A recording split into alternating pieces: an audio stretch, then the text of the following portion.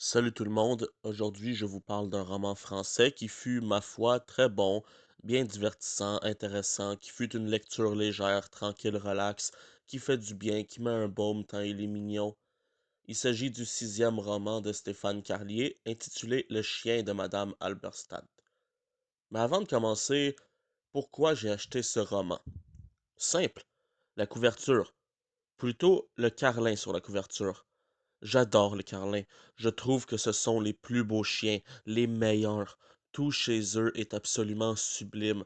La face tout écrasée, leur petit corps compact qui se dandine de joie quand il y a de la visite, leur poignée d'amour.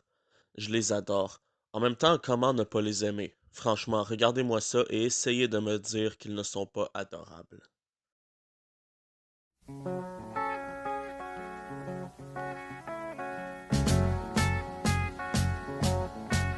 Imagine me and you, I do. I think about you day and night. It's only right to think about the girl you love. Si vous n'avez pas trouvé cette compilation adorable, vous êtes roux pis vous avez pas d'âme. Otherwise, fuck you. Voilà. En gros, si vous sortez un livre et que vous souhaitez me le vendre sans faire d'effort, mettez un carlin sur la couverture et je deviens automatiquement acheteur. Oui, je suis un poisson. Peu importe. Toujours est-il que j'ai lu ce roman, je l'ai aimé et j'ai eu envie de vous en parler. Mais que raconte ce roman? Baptiste, un écrivain à la carrière qui va doucement à la dérive, ne vit pas ses plus beaux jours. Son dernier roman a fait un flop, sa compagne l'a quitté pour un dentiste bien mieux nanti, ça va mal. Mais un jour, tout bonnement, sa voisine, une dame âgée, Madame Halberstadt, vient le voir et lui propose de garder son chien pour quelques jours.